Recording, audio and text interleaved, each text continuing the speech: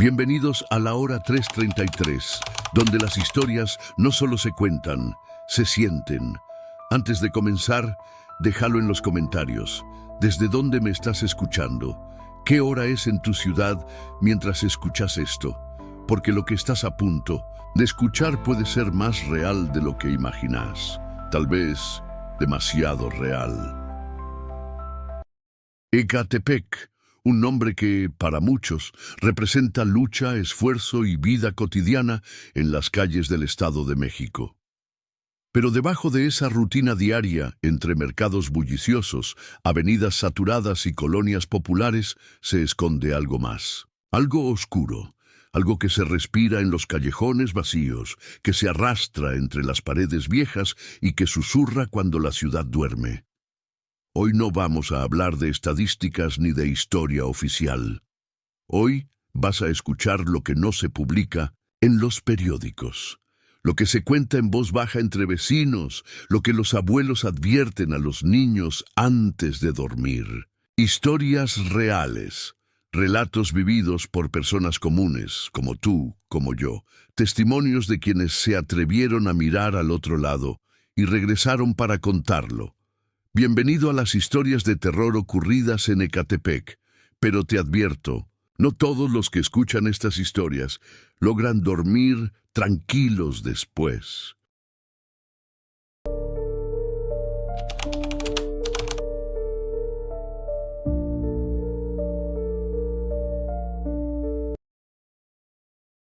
Todo comenzó una noche de agosto, justo cuando la lluvia caía con fuerza sobre los techos de lámina de mi colonia en Ecatepec.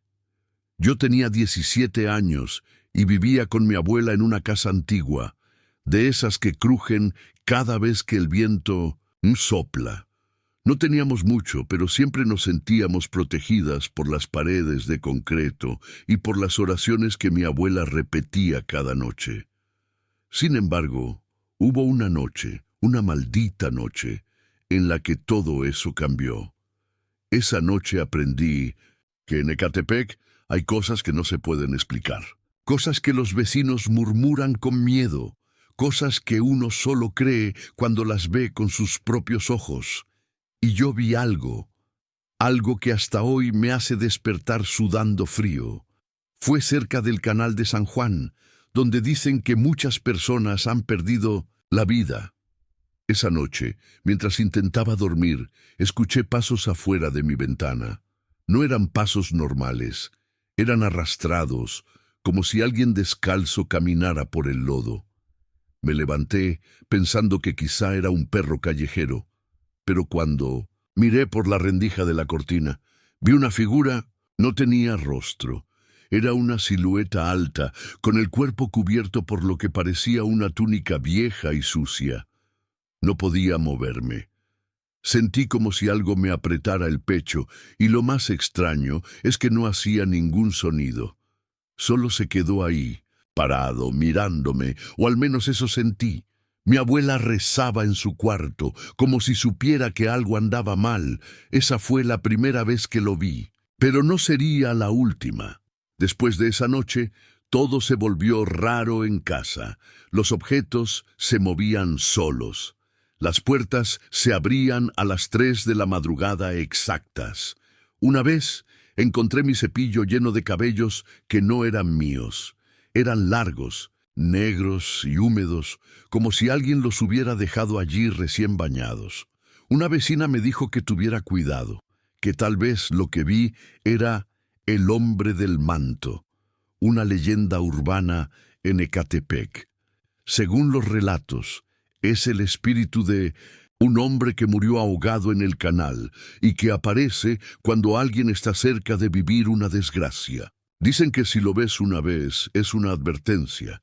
Si lo ves 2 veces, significa que alguien cercano morirá. Y si lo ves 3 veces, ya no hay vuelta atrás. Yo lo había visto una vez, pero lo peor estaba por venir. Un domingo, salí tarde de la iglesia con mi abuela. Caminábamos por una calle oscura cuando la vi de nuevo. La misma silueta parada bajo un poste de luz que parpadeaba sin cesar, Pero esta vez no estaba sola. Había una niña a su lado, una niña que lloraba sin hacer ruido, con los ojos completamente blancos. Mi abuela se detuvo, apretó mi mano, con fuerza y me susurró: «No los mires, no los escuches».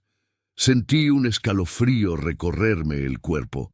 Apuramos el paso, pero mientras caminábamos, los pasos detrás de nosotros eran cada vez más cercanos. No me atreví a voltear. Cuando llegamos a casa, la puerta estaba abierta, y dentro todo estaba en silencio. No había viento, no había grillos, solo el sonido de algo respirando dentro de la cocina. Esa noche no dormimos, y a la mañana siguiente recibimos una noticia que nos desgarró el alma. Una prima nuestra había sido encontrada sin vida en su casa, en condiciones inexplicables. Desde entonces he aprendido a no cuestionar los susurros del pueblo. En Ecatepec, cada calle tiene un secreto. Dicen que en la colonia Jardines de Morelos se aparece una mujer que flota en las noches y que llora por su hijo. En Ciudad Azteca hay casas donde los espejos no reflejan tu rostro, sino el de alguien más, alguien que no pertenece a este mundo. Y en San Cristóbal, algunos juran que han visto sombras que corren por los techos, saltando como si buscaran a su próxima víctima. No son cuentos, no son exageraciones, son advertencias, advertencias de que este lugar, por más cotidiano que parezca, guarda horrores que solo salen cuando cae la noche. A veces me preguntan si volvería a vivir allí. Y aunque mi corazón siempre pertenecerá a Ecatepec, la verdad es que ya no puedo. Me fui para sobrevivir, para escapar de aquello que aún me sigue en sueños. Pero cada vez que escucho una tormenta, cada vez que el reloj marca las 3:00 AM, siento que algo me observa, que la historia aún no ha terminado, que el hombre del manto me está esperando para la tercera vez, porque en Ecatepec los muertos caminan entre nosotros, y algunos nunca se fueron.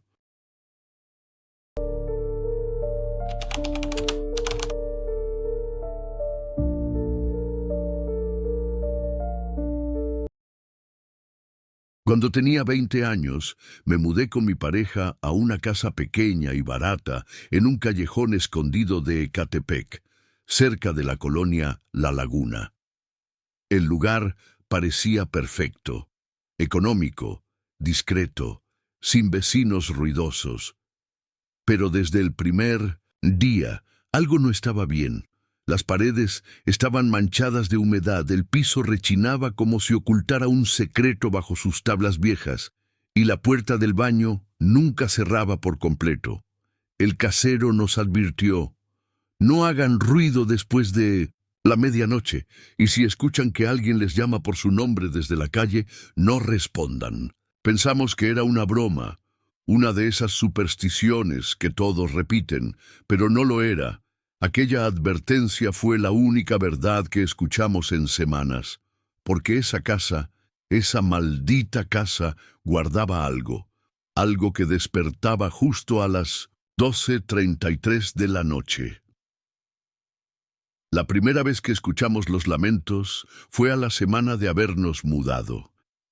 Yo me había quedado dormido en el sillón viendo la televisión, y justo cuando la señal se fue y la pantalla se quedó en estática, escuché un llanto. No era un llanto común, era un lamento, como el de alguien que sufre una pena que no puede soltar. Provenía del patio trasero, que siempre estaba cerrado con candado. Me acerqué con miedo, abrí la cortina, y ahí estaba, una mujer, de cabello largo y vestido blanco sucio, de espaldas. No se movía, solo lloraba. Cerré la cortina, me fui al cuarto sin decir nada. Al día siguiente revisé el patio. No había huellas, ni señales de que alguien hubiera estado allí, pero la cerca de madera tenía marcas, como si unas uñas la hubieran rasgado con desesperación. Y esa fue solo la primera noche. Mi pareja empezó a cambiar. Se despertaba gritando, diciendo que alguien la miraba desde el rincón oscuro del cuarto.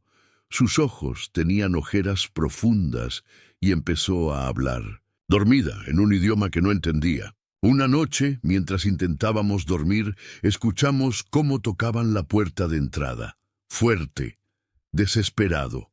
Abrí la mirilla, pero no había nadie. Al día siguiente, le conté al vecino más viejo del callejón, un señor llamado Don Filemón. Su rostro se puso pálido. Me dijo que esa casa era conocida en el barrio como la casa que escucha. Dicen que hace años una madre soltera vivía allí con sus 3 hijos y que durante una noche de tormenta el más pequeño desapareció.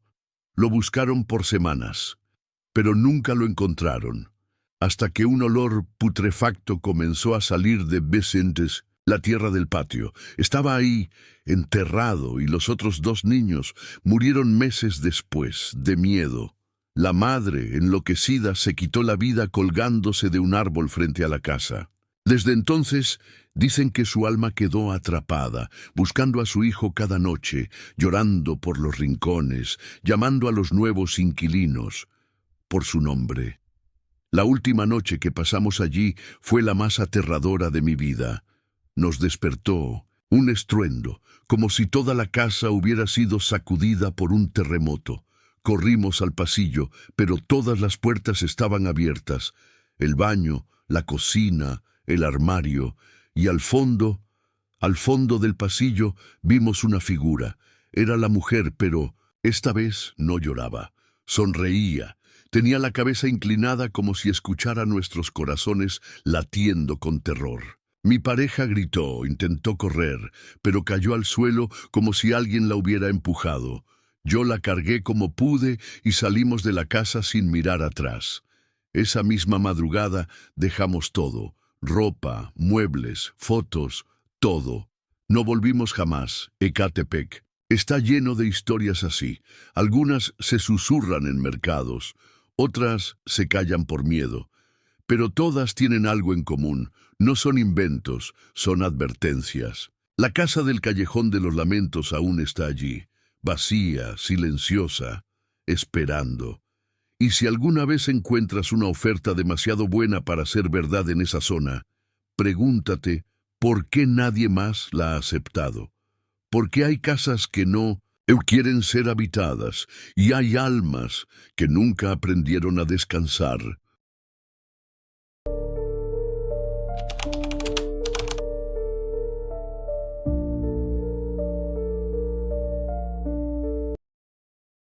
Era el año 2019 cuando comencé a trabajar en un pequeño local de comida rápida en San Cristóbal, en Ecatepec.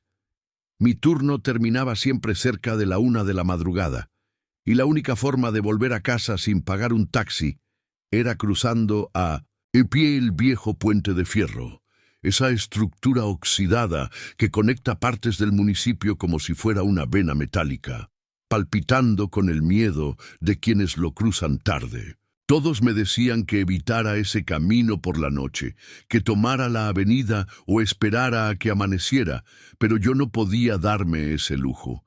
Hasta que una noche, justo cuando el viento soplaba más frío de lo normal y el cielo parecía tragarse la luna, lo vi. No era una sombra, no era una alucinación. Era un hombre parado en medio del puente, con un abrigo largo y una sonrisa que no pertenecía a este mundo.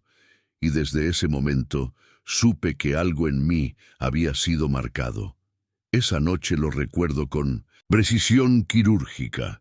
Subí las escaleras metálicas del puente y sentí como si los escalones vibraran bajo mis pies, como si algo se moviera por dentro del metal. A mitad del cruce lo vi de pie, completamente inmóvil, mirándome. No tenía rostro, al menos no uno normal. Sus ojos eran solo huecos oscuros y su boca parecía cosida con hilos invisibles. Pero cuando lo miré fijamente, su sonrisa simplemente apareció. No había carne, ni músculos, ni expresión, solo una sonrisa que parecía estar dibujada dentro de mi mente. Quise retroceder, pero mis piernas no me respondían. El hombre alzó una mano y la estiró hacia mí. No habló. No se movió. Solo me apuntaba como si me eligiera para algo. Corrí. Bajé del puente tropezando y no paré hasta llegar a casa con los pulmones ardiendo y el corazón al borde de colapsar. Los días siguientes, algo cambió. Todo a mi alrededor comenzó a romperse, focos que explotaban sin razón, espejos que mostraban mi reflejo sonriendo cuando yo no lo hacía, y sueños horribles en los que estaba de nuevo en el puente. Pero esta vez no podía correr. En uno de esos sueños, el hombre se me acercaba y me susurraba: «Te vi, y ahora tú me verás a mí siempre». Comencé a tener episodios de pérdida de tiempo. Mi madre me decía que hablaba dormido, repitiendo frases en un idioma que no era español. Una noche desperté con tierra en las uñas y los pies embarrados, como si hubiera caminado dormido hasta algún lugar. Fui al médico, a la iglesia, a una curandera. Todos coincidían. Había algo pegado a mí, algo que me eligió. Y siempre terminaban preguntándome lo mismo. ¿Dónde fue que lo viste por primera vez? Volví al puente con una cruz de madera y agua bendita. Era la única forma, según la señora que me limpió, de romper o al menos debilitar el vínculo. Esperé hasta medianoche. Subí los escalones rezando, temblando. Al llegar al centro del puente, lo sentí. No lo vi. Lo sentí detrás de mí. El aire se volvió denso, mis oídos se taparon y en mi nuca sentí una exhalación helada. Arrojé la cruz al piso y rocié el agua sin mirar para atrás. Grité, lloré, recé y corrí. Esa fue la última vez que lo sentí cerca, pero a veces, cuando paso por la zona en el transporte, siento que alguien me observa desde lo alto del puente, como si esperara pacientemente a que vuelva a poner un pie ahí. El puente de fierro tiene más de 100 años de historia, y muchos dicen que lo que habita ahí no es un fantasma, sino un antiguo espíritu del lugar, algo que no era humano, pero que se alimenta de quienes cruzan solos, vulnerables, de noche. Algunos lo ven con rostro, otros, como yo, solo con una sonrisa. Pero todos coinciden en algo. Una vez que lo ves, él te ve también. Y después de eso, ya no estás completamente solo nunca más.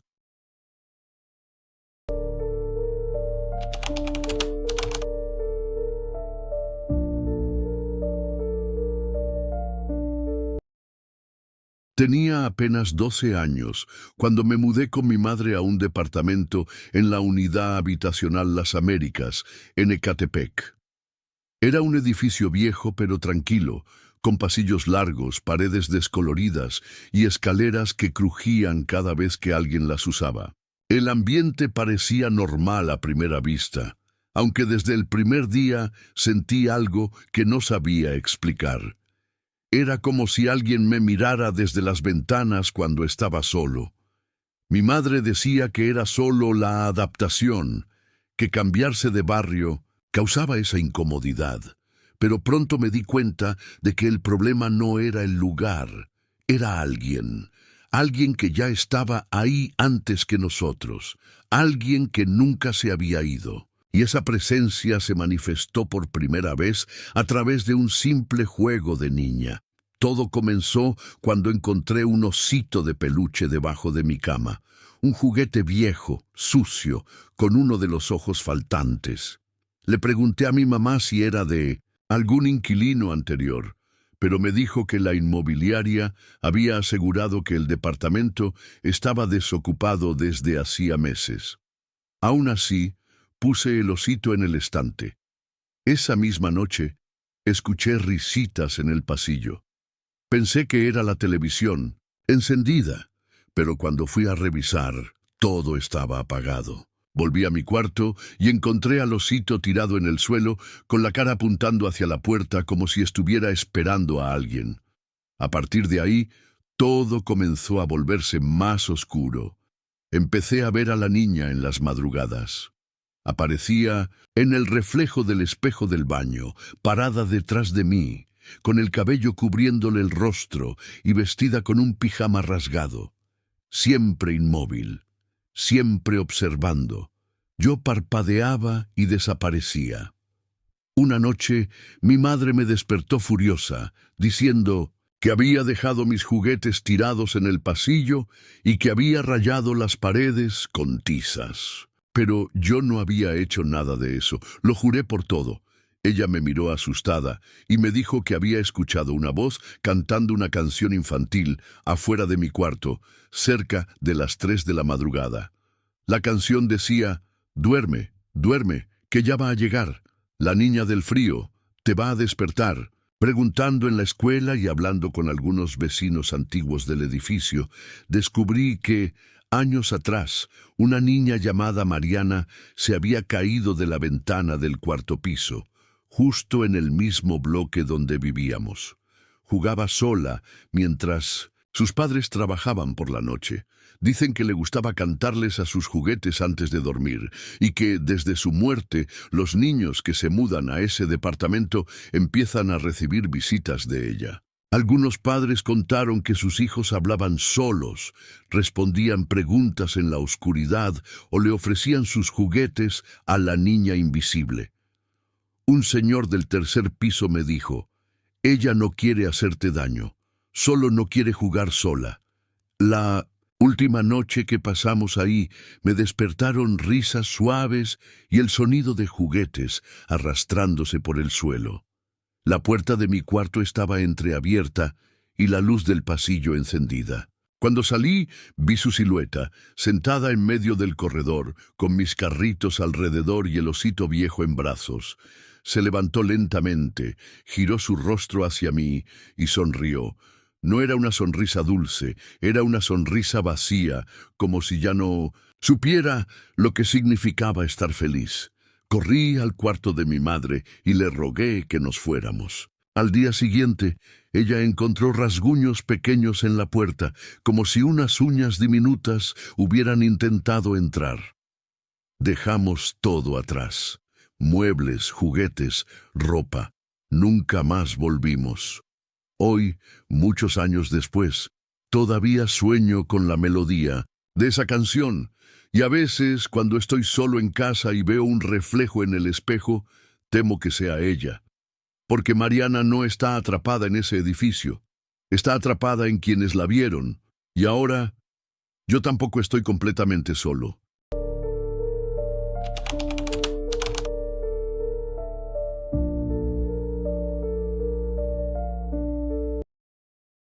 Me crié en una colonia humilde de Ecatepec, no muy lejos del famoso Puente de Fierro. Desde pequeños nos advertían que no debíamos pasar por debajo del puente después de la medianoche. Decían que ahí se escuchaban silbidos que no venían de ninguna persona, sino de algo que rondaba entre las sombras. Muchos pensaban que era solo una leyenda urbana, una historia para asustar a los niños y evitar que se metieran en problemas. Pero yo viví algo que me hizo entender por qué la gente del barrio le tiene tanto miedo a ese lugar. Esto no es un cuento ni una exageración, es mi historia, y aún hoy, al recordarla, siento un escalofrío que me recorre la espalda como aquella noche en que todo cambió. Tenía 17 años y regresaba de una fiesta con unos amigos. Era tarde, casi la 1 de la madrugada, y decidimos cortar camino por debajo del Puente de Fierro, a pesar de las advertencias. Íbamos bromeando, riendo, haciendo ruido para no pensar en la oscuridad densa que nos rodeaba. Cuando estábamos justo en el centro del puente, se escuchó un silbido agudo, largo, como el lamento de alguien llamando a lo lejos. Nos detuvimos en seco. Pensamos que era alguien escondido, un vago, un borracho. Uno de mis amigos silbó de vuelta, burlándose. Pero lo que pasó después borró cualquier rastro de risa en nuestros rostros. El aire se volvió helado, no fresco, helado, como si estuviéramos dentro de un congelador. Luego el silbido se repitió, más fuerte, más cerca. Pero esta vez no venía de un solo lugar. Lo escuchábamos a nuestro alrededor, desde todos los ángulos. Nos quedamos paralizados. Fue entonces cuando vi una figura entre los pilares del puente. Alta, muy delgada, vestida con ropas negras rasgadas, con la cabeza ladeada como si el cuello estuviera roto.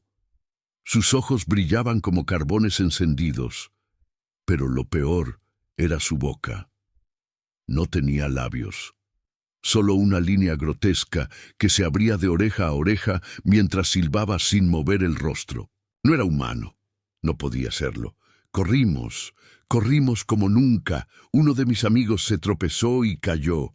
Yo intenté ayudarlo, pero él me gritó que siguiera, que no mirara atrás. Los silbidos se mezclaban ahora con voces susurrantes que decían cosas incomprensibles en un idioma que no era el nuestro. Cuando finalmente salimos del paso del puente, el aire volvió a la normalidad. Miramos atrás.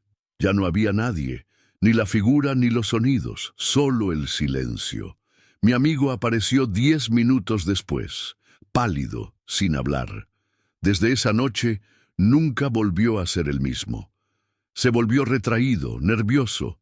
A veces lo escuchábamos silbar solo, sin darse cuenta. Una vez le pregunté qué vio cuando cayó, y con los ojos vacíos me respondió. Me mostró cómo voy a morir. Desde entonces, evito ese lugar, incluso de día. Muchos aseguran haber escuchado ese mismo silbido. Algunos dicen haber visto a la figura entre las sombras. Los ancianos del barrio aseguran que es un espíritu antiguo, condenado a vagar por haber hecho un pacto con fuerzas oscuras durante la época de la Revolución. Otros dicen que es el alma de un niño que fue asesinado ahí y que aprendió a imitar los sonidos humanos para atraer a los vivos. Lo cierto es que si alguna vez caminas por Ecatepec y te acercas al puente de fierro en la madrugada y escuchas un silbido a lo lejos, no respondas, no lo imites, solo sigue caminando. Porque si silba una vez te está buscando, si silba 2 veces, ya te encontró. Ahora que escuchaste estas historias, dime, ¿te atreverías a caminar solo por los pasillos de una unidad habitacional antigua? ¿A cruzar un puente en la madrugada después de oír un silbido extraño? ¿A ignorar los susurros detrás del espejo? Ecatepec guarda secretos que no se revelan fácilmente. Son relatos que sobreviven gracias al miedo, a la memoria colectiva y al silencio de quienes prefieren no hablar. Pero tú ya los conoces, y una vez que conoces lo que se esconde en la oscuridad, ya no hay vuelta atrás. Si estas historias te estremecieron, imagina cuántas más siguen enterradas en el anonimato, esperando ser descubiertas. Comparte este video si tú también crees que algunas leyendas no son leyendas. Suscríbete para más relatos oscuros, y recuerda, a veces lo más aterrador no es lo que imaginas, sino lo que ya está aquí, al otro lado de tu puerta.